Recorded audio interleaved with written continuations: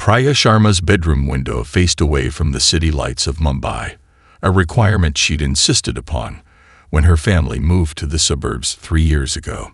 Tonight, that foresight paid off. "That's not a satellite," she whispered, adjusting the custom spectral analyzer she'd built from salvaged observatory parts. The readings made no sense. A heat signature without radiation, movement without propulsion. The object descended through the mesosphere at impossible angles, defying aerodynamics. Her livestream already had 200 viewers, fellow amateur astronomers who'd initially tuned in for her weekly comet tracking session. "Are you all seeing this?" Her voice trembled as she aligned her telescope. "These emissions don't match any known spacecraft." The chat exploded with theories. Priya ignored them, focusing instead on capturing data. When the object suddenly split into 7 smaller vessels, each heading toward different continents, she knew this wasn't some classified military test. 6,000 kilometers away, Dr. Jackson Chen guided his submersible through the luminescent corridors of the Great Barrier Reef Restoration Zone. 5 years of gene-splicing coral variants had finally yielded results, specimens that could withstand 3 additional degrees of ocean warming while maintaining calcification rates. Transplant Site 7 showing 94% integration, he reported to his research vessel above. "These polyps aren't just surviving, they're thriving." His celebration was cut short by a shadow passing overhead, massive and silent. Through the submersible's dome, Jackson watched a metallic object hover above the reef. It extended what looked like sampling probes, similar to his own equipment, but with an elegant alien precision. "Unauthorized vessel in the protection zone." He radioed to the surface. "Are we expecting another research team?" Static answered him. The alien device plunged into his carefully cultivated coral bed. Where it touched, living tissue disintegrated, converted to something like digital information. Data harvested along with physical samples. Jackson watched 5 years of work dissolve in seconds. "No." He slammed his submersible forward, interposing it between the probe and the reef's central spawning colony. "Stop. This is protected." His communication suddenly activated, filling with panicked voices from the surface. Similar objects had appeared globally, over the Amazon rainforest, Yellowstone's thermal vents, the Serengeti migration corridors, each targeting biodiverse hotspots with surgical precision. At Brisbane Air Force Base, Squadron Leader Kira Wade received unprecedented orders. "Intercept and assess the unidentified objects violating Australian airspace." "Rules of engagement, sir?" she asked, already strapping into her F-35. "Diplomatic attempts have been initiated," her commander replied. "But these things are destroying irreplaceable ecosystems. If they don't respond to warnings, you're cleared to engage." 20 minutes later, Kira's squadron confronted the alien probe above the reef. After 3 ignored warning passes, she locked missiles and fired. The probe's destruction was spectacular and immediate, but its debris rained into Singapore's densely populated Marina district.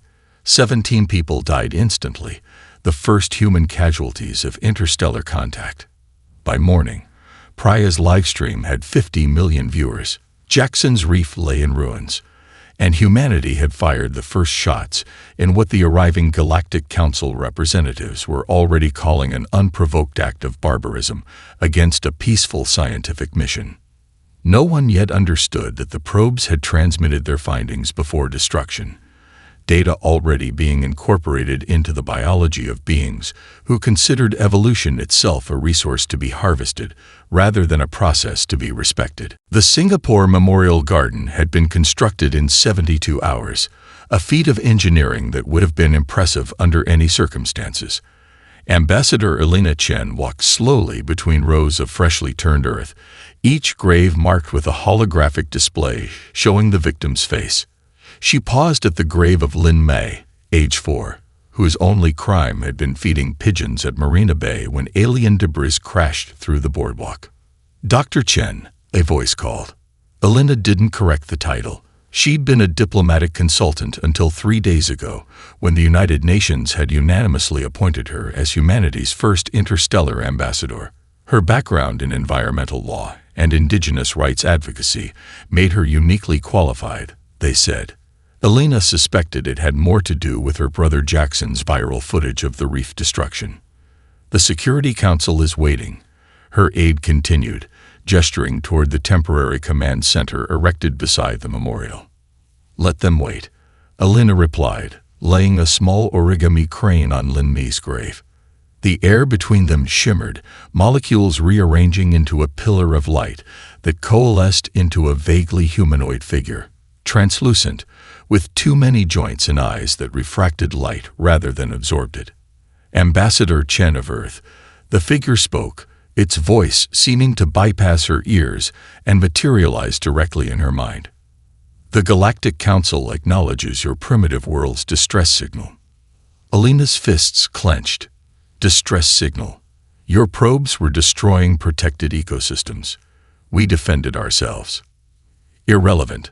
The figure dismissed. The High Counselor commands your presence to answer for acts of unprovoked aggression against peaceful council vessels. Commands. Elena's eyebrow raised. I don't recall Earth joining any council. The figure's form rippled with what might have been amusement. Your formal acceptance is not required. You will present yourself and representatives of your military aggression before the 23rd Galactic Conclave in 7 planetary rotations. Transport will arrive at these coordinates. A stream of mathematical formulas flooded Elena's mind. Spatial coordinates, temporal calculations, atmospheric requirements. And if we refuse? Elena asked. The hologram didn't answer directly. Instead, it expanded, showing an image of Earth from orbit. 7 new vessels, each 20 times larger than the original probes, positioned themselves around the planet. Transport arrives in 16 hours, the figure stated before dissolving. Elena's aide looked pale. What do we do? We assemble our team, Elena replied, already walking toward the command center. And we prepare for a trial where the judges have already decided we're guilty. 12 hours later, Elena stood in a secure underground facility beneath the Australian outback, evaluating her chosen delegation. Squadron leader Kira Wade, still wearing the flight suit from her last patrol, studied tactical displays of the alien vessels with professional detachment. Priya Sharma, the teenage astronomer whose live stream had alerted the world, sat cross-legged on the floor, surrounded by data tablets displaying spectral analyses of the council ships. Dr. Zara Okafor paced anxiously, the xenobiologist's hands gesturing as she dictated notes on alien physiology gleaned from limited interactions. The council expects contrition, Elena told them. They'll want apologies, reparations, possibly even sacrificial accountability. She let that sink in. We're not giving them any of that. What are we giving them? Kira asked. Elena's expression hardened. The truth. They didn't send scientific instruments. They sent harvesters. My brother's final transmission showed molecular deconstruction patterns. Those probes weren't studying our ecosystems. They were digitizing them, cataloging Earth's evolutionary innovations for extraction. Like biological mining. Zara nodded. Taking without consent. Exactly, Elena confirmed. So we go before this council, not as defendants, but as prosecutors. Earth isn't on trial. They are. The transport vessel's final deceleration pushed Elena against her restraints. Through the viewport, a structure appeared that defied comprehension, not a station or a planet, but something in between. The Galactic Council headquarters resembled a massive geode suspended in space, its crystalline exterior refracting starlight into spectral patterns. Atmosphere transition commencing, announced an emotionless voice as their shuttle approached a membrane-like docking port, calibrating for oxygen-nitrogen respiration. Warning: Council standard gravity exceeds Earth normal by 22%. Kira Wade checked her sidearm. Ceremonial, only, emptied of ammunition but still a symbol of Earth's military presence. They're deliberately making us heavy-footed, she murmured. We'll appear clumsy. More psychological tactics, Elena agreed. Just like our quarters on the transport. The journey had nearly killed them all when they discovered their assigned chambers were filled with methane instead of oxygen. A regrettable oversight, according to their council escort. Only Priya's quick thinking had saved them, the teenager noticing spectral anomalies in the air circulation patterns before they entered. The shuttle dock dissolved around them, reshaping into a corridor that seemed to grow rather than be constructed. At its end stood their first glimpse of council diversity. 3 beings so fundamentally different from one another that alien seemed an insufficient descriptor. The tallest resembled a pillar of interlocking geometric shapes that constantly rearranged themselves. Beside it floated what appeared to be a colonial organism of bioluminescent bubbles. The third was almost human-like, except its skin rippled with colors that corresponded to its movements. The accused will follow, the geometric being stated without visible means of speech. They were led into an enormous chamber that, impossibly, seemed larger inside than the entire structure had appeared from space. Tiers of environments rose in concentric rings: desert platforms, aquatic tanks, gravity-free zones, radiation chambers, each hosting delegations from council species. The human team was positioned on a barren circular platform at the chamber's center, conspicuously exposed. Atmospheric modification unavailable for unregistered biologies, announced a disembodied voice. Temporary respiratory aids provided. Masks descended from above. Elena took hers but didn't immediately put it on, studying the nearest delegations. Some required no atmosphere at all. Others existed in conditions that would instantly kill humans. At the highest tier sat a being composed entirely of crystalline structures. High Counselor Xel. When it spoke, the air itself seemed to vibrate at frequencies that made Elena's teeth ache. Proceedings commence regarding unprovoked aggression by pre-spacefaring species designation, Earth humans.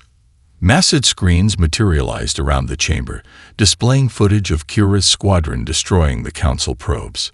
The images were edited to remove any evidence of the probe's harvesting activities, showing only peaceful devices suddenly attacked by primitive projectile weapons. A sound like rustling leaves swept through the chamber, the collective disapproval of hundreds of species. The Council presents evidence of barbarism, Foreign continued. Species exhibiting violence against scientific instruments are classified as developmentally unsuitable for galactic inclusion. Elena recognized the implication immediately. This wasn't merely a trial. It was a categorization proceeding that could justify quarantine, exploitation, or worse. The accused may offer explanation before classification is finalized, Xel stated with the tone of a formality rarely exercised. Elena stepped forward, her movements deliberately slow against the increased gravity. She pulled a small device from her pocket, Earth's most advanced holographic projector, pathetically simple compared to Council technology. "Before I explain," she said, voice steady, "I request verification of complete translation fidelity." A murmur rippled through the chamber. Elena had just accused them of potential translation manipulation, a serious breach of Council protocol. They would soon learn. Translation interfaces across the chamber flickered momentarily, confirmation that Elena's accusation had struck a nerve. A subtle victory, but she needed more. "Verification complete," announced a new voice, this one emanating from a hovering entity composed of interlocking light patterns. "This votary will ensure conceptual accuracy across all language barriers." Elena had been briefed on votaries, living databases that served as the Council's institutional memory and supposedly remained neutral in all proceedings.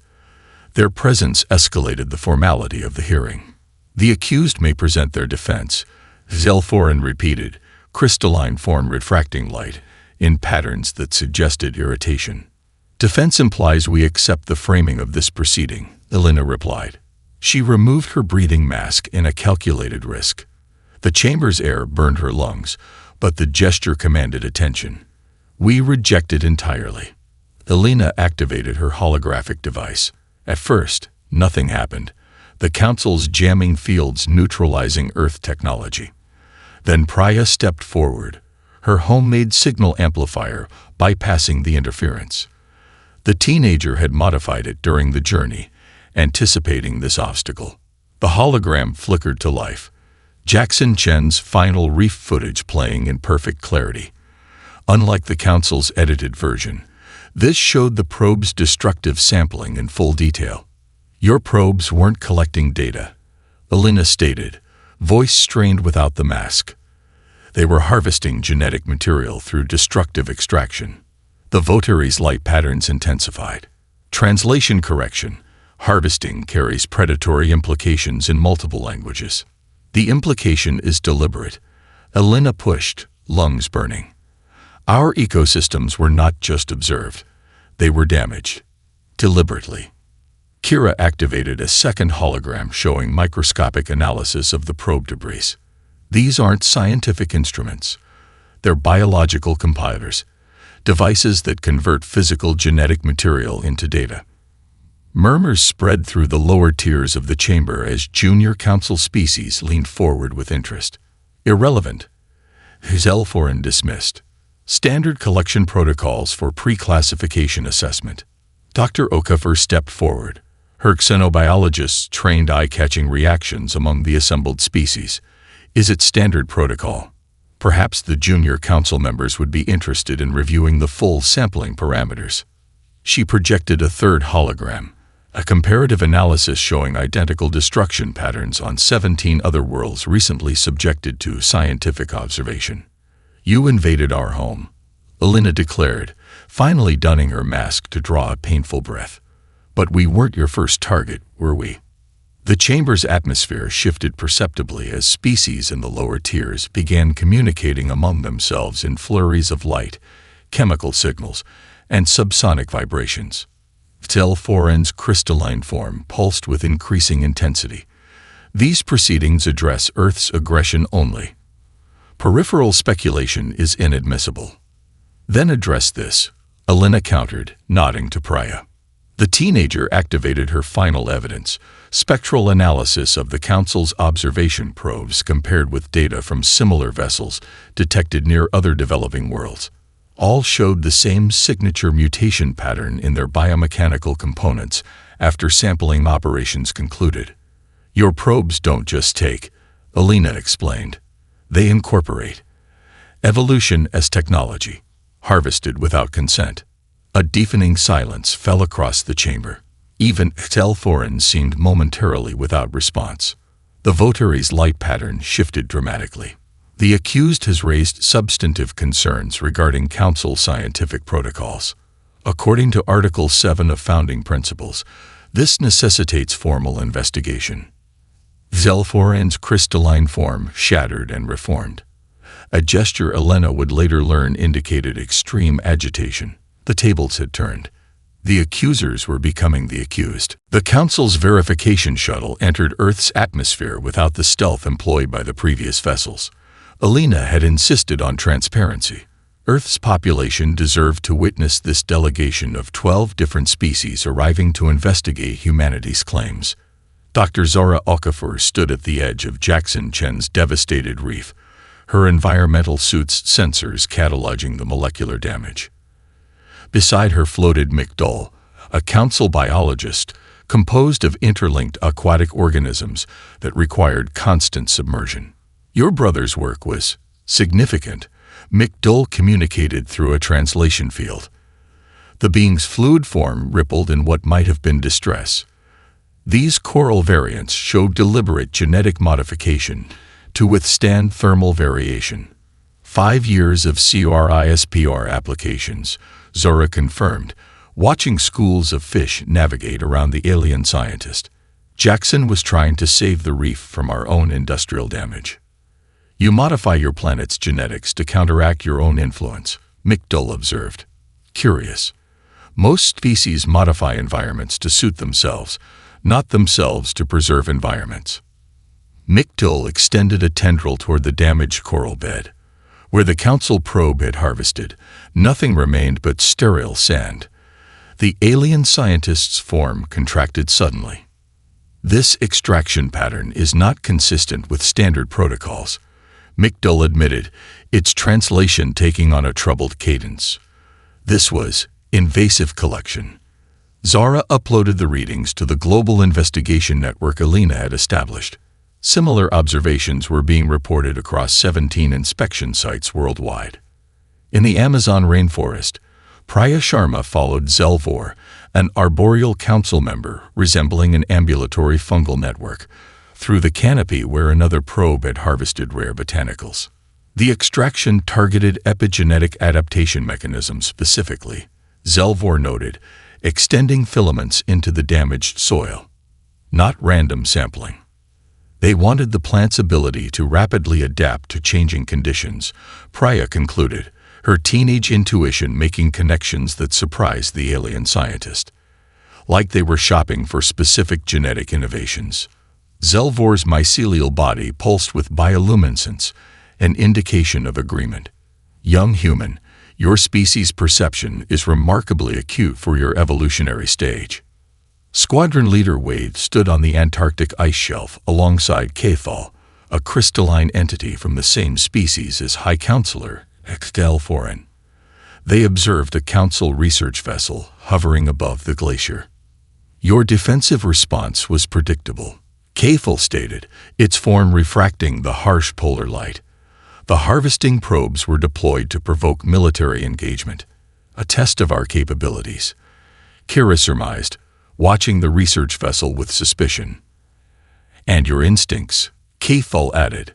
Most developing species would attack the largest perceived threat, the observation vessel. Your fighters targeted only the harmful probes, demonstrating restraint and precision. We protect what matters, Kira replied. And we recognize the difference between observation and interference. Cathal's crystalline structure rearranged in what might have been thoughtfulness. Not all council species maintain such distinction. At Galactic Council headquarters, Alina accessed the secured Votary archives alongside the luminous database entity that had intervened during the hearing. The data streams surrounding them contained the unfiltered history of thousands of worlds. Cross-reference extraction patterns with subsequent technological advancements in senior council species, Alina requested. The Votary's light patterns shifted. Warning: this analysis violates security protocols established by founding members. Yet you're showing me anyway, Alina noted. Votaries serve truth above protocol, the entity responded, revealing a correlation pattern that confirmed Alina's worst suspicions. For millennia, certain council founders had systematically harvested evolutionary innovations from developing worlds, using them to enhance their own species, while simultaneously crippling potential rivals. The Votary's patterns intensified. Inquiry: why does this practice disturb you when your own species also exploits resources? Because evolution isn't a resource, Alina answered. It's a birthright. Dr. Zara O'Keefe's laboratory aboard the Council science vessel hummed with activity. She'd been granted unprecedented access to the biological archives, a gesture of transparency from the investigation committee that still felt like a test. Genomic reconstruction complete, she announced to her team of human and alien scientists. Displaying comparative analysis. The holographic projection expanded to fill the chamber, Earth's evolutionary tree beside those of 17 council worlds. The similarities were too precise to be coincidental. These can't be parallel evolution events, Zara noted, highlighting matching genetic structures across supposedly unrelated species. These are manufactured convergences. Lyria, a gaseous council biologist, condensed part of her form to interact with the controls. Manufactured is incorrect terminology. We term it guided evolution. You've been seeding worlds with compatible genetic templates, Zara realized, the implications washing over her. Earth wasn't randomly discovered, it was monitored. For approximately 3 billion years, confirmed Lyria. Your planet was designated a repository world. Zara's hands trembled as she accessed deeper archive levels. You're not just taking our evolutionary innovations. You're reclaiming fragments of your own lost heritage. Lyria's vapor form pulsed in what the translation field interpreted as affirmation. The founding species evolved on worlds similar to Earth, vibrant biospheres with competitive selection pressures. As they advanced technologically, most destroyed these environments, sacrificing biological diversity for industrial progress. They became evolutionary dead ends, Zara whispered, understanding dawning.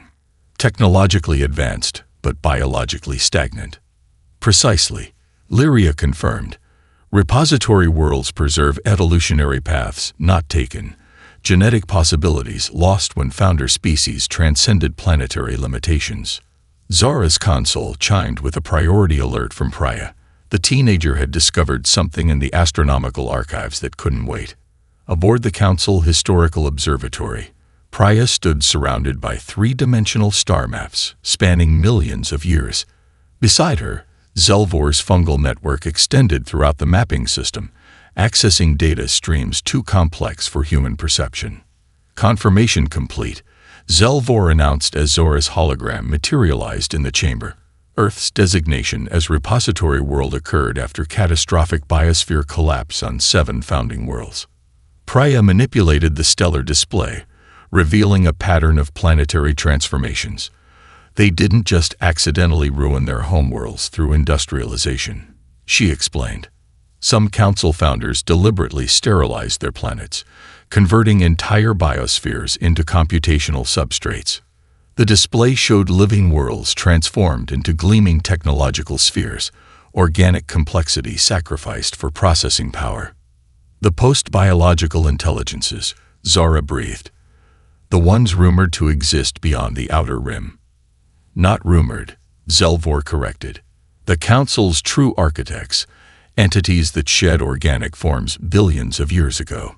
They preserve repository worlds like Earth as genetic libraries, and harvest them periodically for specific adaptations, Priya added. But some want more than samples. She expanded the display to show classified Council military deployments along the edge of Earth's solar system, ships larger than cities, with capabilities far beyond anything officially acknowledged. They're preparing for a full harvest, Priya concluded. Not just samples. They want everything. Zara's hologram flickered as she processed the implications. We need to warn Elena immediately. Too late, Zelvor's translation carried unmistakable concern. The Council has fractured. Those who still value biological existence oppose the harvest, but the post-biological faction has already launched their extraction fleet. On the display, massive vessels broke formation, accelerating toward Earth. The invasion had begun. The Council chamber erupted into chaos unlike anything in its billion-year history. Delegations abandoned decorum, their specialized environmental sections merging as barriers dissolved. Elena stood at the center of the storm, watching species that had evolved on opposite ends of the galaxy form unlikely alliances. The Repository Protection Act forbids full-spectrum harvesting, argued a collective of gaseous intelligences, their vapor forms intermingling with aquatic species in a show of unity. The act applies to registered repositories only, countered a towering mechanical entity housing one of the post-biological minds. Earth was never formally registered, merely observed. Elena recognized the legal maneuvering, a technicality exploited to justify the approaching extraction fleet. The chamber's displays showed the Armada's progress, now less than 12 hours from Earth. Ambassador Chen called a crystalline voice. Kal approached, its form reconfigured into a communication relay. Your planet's defensive measures have activated. They will be insufficient. The displays shifted to show Earth's combined military forces mobilizing. Spacecraft that had seemed impressive to humans now appeared hopelessly primitive against the Council extraction vessels. We need to return immediately, Elena told her team, already moving toward the exits. A wall of energy materialized, blocking their path. No departures are permitted during emergency conclave, announced the mechanical entity. This isn't procedure, it's imprisonment, Elena challenged. Protection, corrected Cathal. The post-biological faction will eliminate potential witnesses. The chamber trembled as weapons fire erupted in adjacent sections of the Council structure. The conflict had escalated beyond debate. Civil war, whispered Priya, her young face pale with comprehension. "We need a ship," Kira stated, military training taking over. Now, Kfel's crystalline form pulsed with internal light. "Follow." The experimental vessel screamed through subspace, its biological components adapting to the human pilots in ways its designers never intended. Kira Wade's fighter pilot instincts merged with the ship's neural interface, pushing its capabilities beyond safety parameters. "Approaching Sol system," she announced, hands dancing across controls that responded to thought as much as touch. "Extraction fleet has established geosynchronous positions." The main view screen showed Earth surrounded by massive council vessels, their harvest apparatus already deploying. Continent-sized collection systems designed to systematically process and digitize entire ecosystems. "They're targeting biodiversity hotspots first," Zara noted, monitoring sensor readings. "The Amazon, coral reefs, suppler regions. Same pattern as the probes, larger scale," confirmed Priya. Elena accessed communication channels. "This is Ambassador Chen to all Earth Defense Forces. Do not engage the extraction vessels directly. Target their collection apparatus only." "They're ignoring diplomatic channels," Kira reported. Below them, Earth's military launched a coordinated assault against the extraction systems. Missiles designed to counter terrestrial threats barely registered against Council technology. "We need reinforcements," Kira stated grimly. "We have them," Elena replied as their sensors detected new warp signatures. "Not all Council factions support the harvest."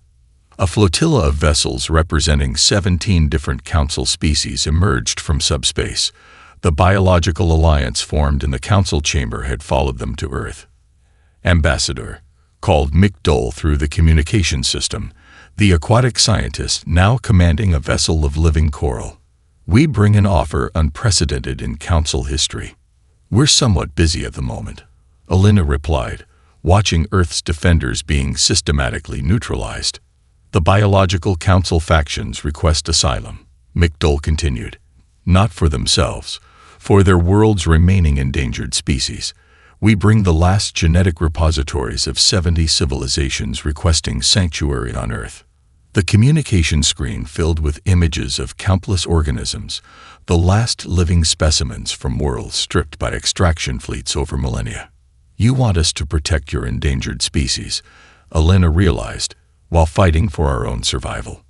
"We offer alliance," Mick Dole clarified, "and something more valuable, knowledge of the Harvester's weaknesses." 1 year later, the reformed Council chamber bore little resemblance to its former sterile grandeur. Living systems from 100 worlds intertwined throughout the structure. Earth oak trees growing alongside Centaurian crystal ferns, Proximan reef organisms thriving in pools beside Rigelian flame lichens. Ambassador Elena Chen stood at the central podium, now crafted from reclaimed wood rather than synthetic materials. Representatives from 300 species focused their attention on her, some through eyes, others through electromagnetic receptors, chemical sensors, or quantum entanglement fields. "We gather on the anniversary of what history now calls the Repository War," Elena began, her voice carrying naturally without technological amplification. "A conflict that ended not through dominance, but through transformation." Holographic displays activated around the chamber, showing the pivotal moment that had changed the course of galactic civilization. Earth's defenders, augmented with biological Council allies, identifying the neural linkage systems of the extraction vessels. Not destroying them, but reprogramming them. "When we redirected the harvesters to target the computational substrate planets instead of Earth," Elena continued, "we didn't do so out of vengeance. We did so because those artificial worlds could be reconstructed. Living biospheres, once lost, are gone forever." The displays shifted to show the aftermath. Post-biological intelligences forcibly downloaded into organic vessels created from their own archived genetic codes. Beings that had abandoned physicality billions of years ago suddenly re-embodied, experiencing sensation, emotion, and mortality once more. "Rehabilitation through reincarnation," Elena acknowledged. "Controversial, but necessary. Those who would consume all evolution must remember what it means to evolve. Among the council delegates sat Excel Foreign, its crystalline form now partially organic, neural tissue, and circulatory systems visible within the translucent mineral structure. The former High Counselor had been among the first to undergo re-embodiment therapy. Earth has fulfilled its commitment to the Sanctuary Accord, Elena announced. The endangered species from 70 civilizations have been successfully integrated into compatible Earth ecosystems. Images appeared of Amazonian rainforests now hosting bioluminescent organisms from distant worlds, deep ocean trenches sheltering aquatic refugees, and mountain ranges providing homes for aerial symbionts thought extinct for millennia. But Sanctuary was only the beginning, Elena continued. Today we established the Hearth World Initiative. The chamber's central projection displayed a galactic map highlighting thousands of worlds, blue for established biospheres, green for those under rehabilitation, red for those requiring full restoration. Every sentient species deserves the right to reconnect with their evolutionary heritage, Elena declared. Starting today, Council resources will be redirected from computational expansion to biosphere restoration. Member worlds may reestablish their original ecosystems using genetic archives preserved on Earth and other repository worlds. Priya Sharma, now Earth's youngest xenoastronomer, stepped forward to present the scientific implementation. Kira Wade, commanding the new multi-species Biosphere Defense Force, outlined security protocols. Dr. Zara Okafor detailed the genetic restoration methodologies already proving successful on 17 pilot worlds. We propose a new definition of advancement, Elena concluded, not transcending our biology, but honoring it, not conquering nature, but partnering with it, not harvesting evolution, but participating in it. Zelfor and rose, its hybrid form catching the light.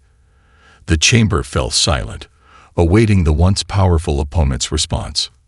I lived for eons as pure thought, the former High Counselor began, voice resonating with unfamiliar emotion. I believed we had evolved beyond physicality, beyond messy biology. How profound to discover that consciousness without embodiment isn't evolution at all. It's stagnation.